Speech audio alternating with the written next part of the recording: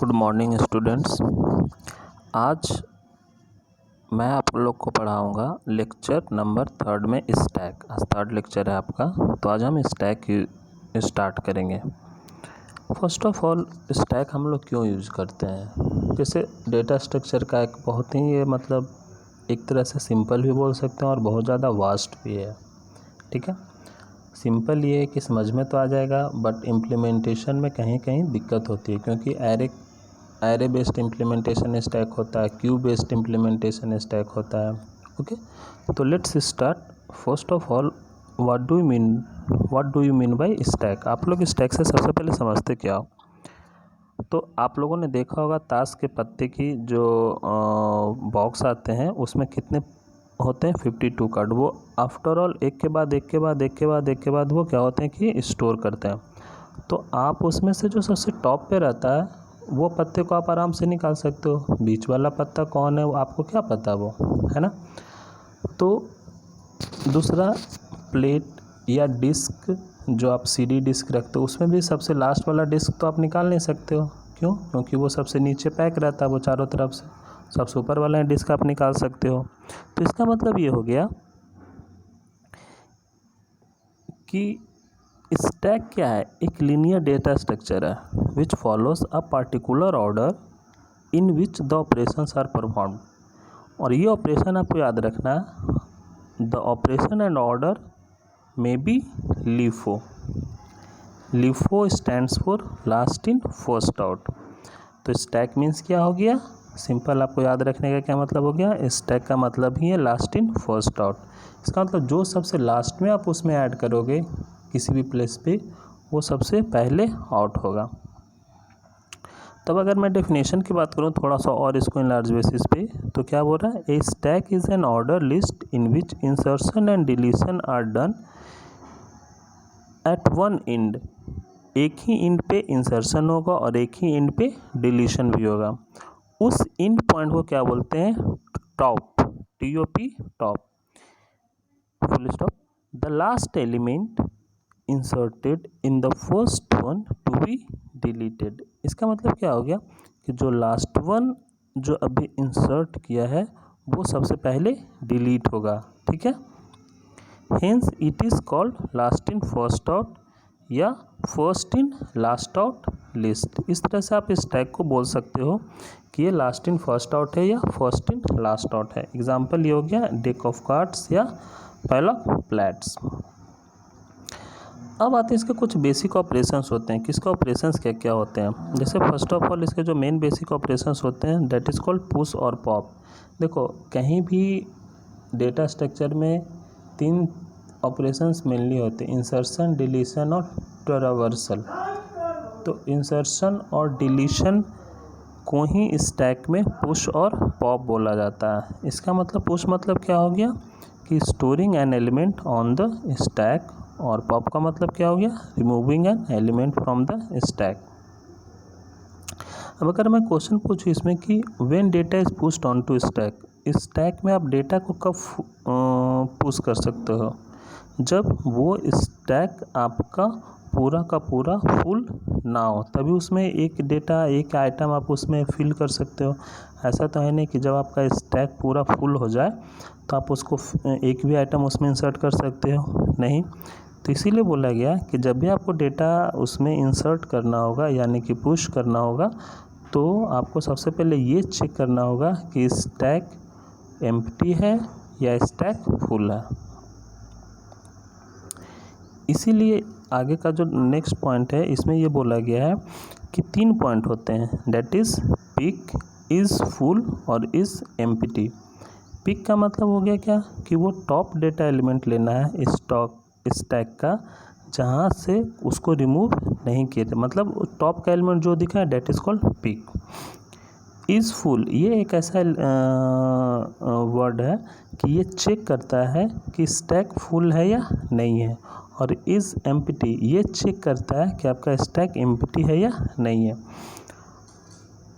अगर ध्यान से देखोगे तो स्टैक में जो आपका स्ट्रक्चर बना रहता है तो जो टॉप होता है वो वेरिएबल होता है, मतलब वही अप डाउन होगा। अगर इंसर्शन होगा तो एक इंडेक्स अप चला जाएगा, अगर डिलीशन होगा तो एक इंडेक्स डाउन चला जाएगा। At all times, we maintain a pointer to the last push data on the stack, as this pointer always represents the top of the stack, hence name top। क्योंकि हमेशा top पे ही रहता है stack का, इसीलिए इसका नाम टॉप ही दिया गया। ठीक है। The top pointer provides top value of the stack without actually removing it। ठीक है। अब इसमें एक एक्सेप्शन है कि कोई भी एलिमेंट जब आप इसमें से डिलीट करना चाहोगे तो सबसे पहले आप देखोगे स्टैक एम्प्टी है। अगर स्टैक एम्प्टी है और अगर आप डिलीशन है मतलब अगर आप डिलीट करना चाहते हो यानी कि पॉप करना चाहते हो तो क्या दिखाएगा, वो एरर शो करेगा और एरर में क्या बताएगा कि कोई एलिमेंट है ही नहीं, that is called stack is empty. अगर इसी तरह से अगर आप उस पर ऐड करना चाहोगे, ठीक है, और स्टैक फुल है तो वो क्या एक्सेप्शन देगा, वो कि आपका स्टैक फुल है। ठीक है। तो ये ध्यान दीजिएगा, कोई भी एलिमेंट इंसर्ट या डिलीट करने से पहले आपको स्टैक को चेक करना ही है हर हालत में, इज़ फुल या इज़ एम्प्टी करके। ठीक है। Now application of stack. Stack को हम क्यों पढ़ते हैं, इससे बहुत सारे न्यूमेरिकल क्वेश्चन भी आता है, गेट में भी क्वेश्चन आते हैं स्टैक से, और मेन एग्ज़ाम में भी आप लोगों का आएगा, BTU एग्ज़ाम में। फर्स्ट एप्लीकेशन इसका बैलेंसिंग ऑफ सिंबल, मतलब जो भी सिंबल आप यूज़ करते हो, जैसे आप सीरीज़ बनाने में, क्वेश्चन बनाने में, जैसे आप सेव कर दो, जैसे a+b × d - e या 2+3 - 5 डिवाइड 6 × 4 ब्रैकेट क्लोज, मतलब parenthesis close open close open, इस तरह से। तो वो चेक हो जाता है किसमें, स्टैक के थ्रू। सेकंड आता है infix to postfix conversion.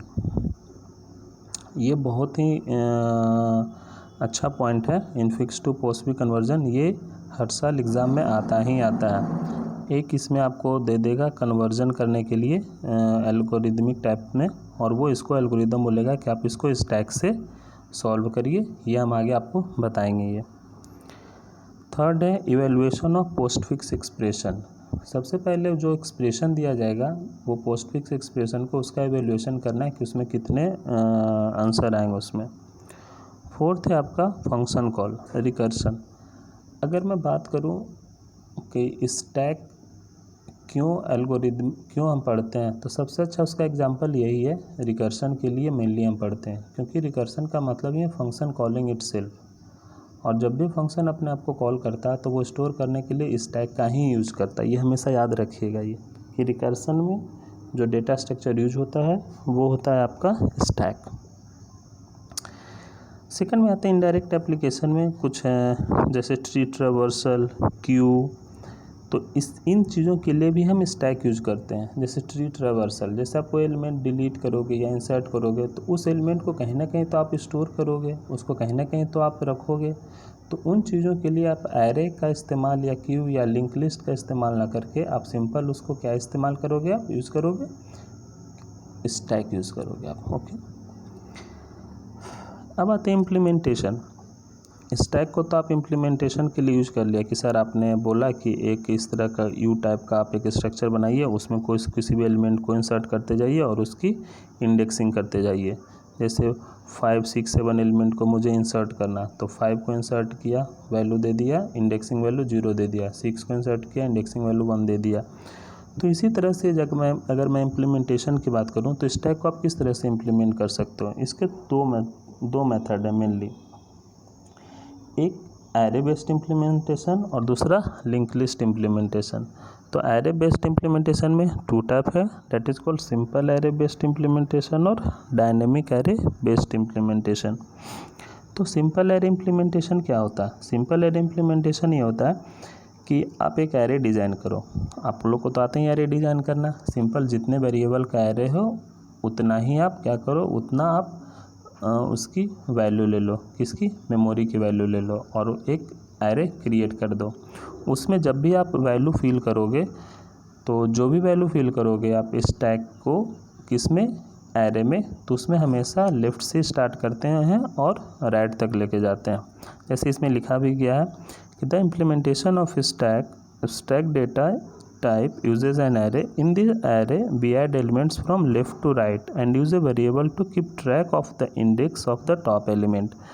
और जो इंडेक्सिंग होगी यहीं पे वही क्या होगा, स्टैक की वैल्यू होते चली जाएगी वो, ठीक है। नेक्स्ट यहाँ पे क्या बोल रहा, the array storing the stack elements में become full then a push operation will then throw a full stack exception. सही बात है, जब आपका एरे फुल हो गया तो आप नेक्स्ट आइटम इसमें स्टोर नहीं कर सकते, तो वहाँ पर क्या करेगा, फुल स्टैक का एक्सेप्शन आ जाएगा, मतलब आपका ये जो एरे है जो सिंगल इम्प्लीमेंटेशन है वो फुल हो गया। सेकंड, अगर आप इसी तरह से डिलीट करते जाते हो element from an empty stack, किसी भी स्टैक से अगर आप किसी भी एलिमेंट को डिलीट करते जाते हो तो it will throw stack empty exception. तो वो क्या करता है कि किसी भी स्टैक को वो एम्प्टी शो करेगा वो। अगर मैं इसकी परफॉर्मेंस की बात करूं, जैसा कि मैंने बताया था कि एल्गोरिदम जो भी बनेगा इसका, उसको हम किस तरह से आप स्टोर कर जो टाइम कॉम्प्लेक्सिटी वगैरह होगी एनालिसिस के लिए दो बताया था ना आपको, टाइम कॉम्प्लेक्सिटी और स्पेस कॉम्प्लेक्सिटी। तो अगर मैं उसकी बात करूं, अगर तो यहाँ पर दिया हुआ performance, let n be the number of elements in the stack full stop the complexity of stack operation with this. First क्या है, स्पेस कॉम्प्लेक्सिटी। स्पेस मतलब ये कितना स्पेस लेगा। सपोज करो अगर 5 एलिमेंट आप स्टोर करना चाहते हो तो 5 एरे इंडेक्स आपको बनाना पड़ेगा, 6 तो 6, 7 तो 7, ऐसा तो है नहीं कि एक कम और एक ज़्यादा लगेगा। तो इसीलिए अगर इसी तरह से मैं n एलिमेंट की बात करूं तो that will be order of n, इसको पढ़ते हैं O of n, that is called order of n। इसी तरह से time complexity for push element के लिए, कोई भी एलिमेंट अगर आप मतलब उसमें ऐड करना चाहते हो, पुश मतलब क्या हो गया, इंसर्ट करना चाहते हो, तो ऐसा तो है ना कि स्टैक में एक से ज़्यादा एलिमेंट एक ही बार आप इंसर्ट कर दोगे। नो, आपको क्या करना है, एक एक एलिमेंट इंसर्ट करना है। तो एक एक एलिमेंट इंसर्ट करोगे तो that will be order of n। इसी तरह से पॉप का भी that will be order of n। अब आते हैं टाइम कॉम्प्लेक्सिटी ऑफ साइज़। अगर मैं साइज़ की बात करूँ तो साइज़ आप क्या करोगे, एक ही बार आप क्या करोगे कि एरे जितने का भी इंडेक्स लियो, 5, 6, 7, 8, तो आप एक ही बार में बता दोगे कि हाँ 7 का इंडेक्सिंग लिया तो that will be order of 7। इसी तरह से आप उसको एक बार में बता रहे हो तो that will be order of 1। Third है फोर्थ कि इज़ एम्प्टी स्टैक और इज़ फुल स्टैक। इन दोनों को भी आप सर्च करने के लिए आप एक ही बार बता दोगे कि फुल है या भरा हुआ है, ठीक है, फुल है या खाली है। फुल है इसका मतलब क्या है, इज़ फुल स्टैक एक बार बता दोगे तो that will be order of n। Is empty stack तो that will be order of 1। इसी तरह से कुछ लिमिटेशंस हैं। लिमिटेशंस ये है कि सपोज करो कि आपको मैंने बताया कि स्टैक में एक जो टॉप होता है वो क्या होता है, वेरिएबल होता है। आप कोई भी एलिमेंट डालोगे तो टॉप क्या हो जाएगा, एक इंक्रीमेंट कर जाएगा। बट एरे में ऐसा नहीं होता। एरे का जो इंडेक्सिंग वैल्यू होती है वो वेरिएबल नहीं होता। एरे सबसे बड़ा एरे में यही दिक्कत है, आप अगर एक बार एरे क्रिएट कर दिए तो आप उसको बढ़ा नहीं सकते हो। That will be the limitations, ठीक है। तो अगर आप इस स्टैक का 5 एलिमेंट है तो आपको क्या करना पड़ेगा, 5 एलिमेंट का एक एरे बनाओ और उसमें एक एक एलिमेंट उसमें लेफ़्ट टू राइट अटैच करते चले जाओ। बट जैसे ही अगर आपको स्टैक में छठा एलिमेंट ले आए तो आप छठा एलिमेंट इसमें क्या आप ऐड कर सकते हो, नहीं ऐड कर सकते हो, बिकॉज एक बार एरे क्रिएट कर दिए हो तो दूसरी बार एरे में उसमें आप एक और मेमोरी आप आगे नहीं बढ़ा सकते हो, ठीक है। तो इसके लिए क्या करना पड़ता है कि आप एक दूसरा एरे क्रिएट करिए जिसकी जो मेमोरी साइज हो वो क्या हो, 6 हो, और पुराने वाले सारे एलिमेंट को उसमें कॉपी करिए, तब भी अब आपका एक खाली है और छठा एलिमेंट उसमें क्या करिए, अटैच कर दीजिए, कहाँ से, स्टैक से। तो ये होता है डायनेमिक एरे इम्प्लीमेंटेशन, ठीक है। तो ये उसका क्या है, लिमिटेशंस है। अब आते हैं डायनेमिक एरे इम्प्लीमेंटेशन में। डायनेमिक एरे इम्प्लीमेंटेशन में क्या होता है कि देखिए, let's consider how we implemented a simple array based stack. आपको जैसे मैंने बताया, तो we took one index variable top which points to the index of the most recently inserted element in the stack. Stack में जो सबसे most recently inserted हुआ है वो आपको क्या बताएगा, वो टॉप बताएगा। टू इंसर्ट यानी कि पुश करने के लिए किसी भी एलिमेंट को we increment top index and then place the new element at that index. और उस इंडेक्स में क्या करना है, आपको एक एक एलिमेंट को फिल करते जाना।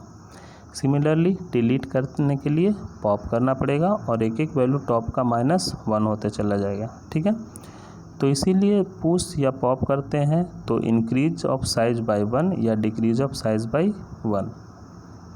आपको मैंने बताया कि इस अप्रोच से जो प्रॉब्लम होती है वो क्या होती है, एरे साइज लिमिटेशंस की।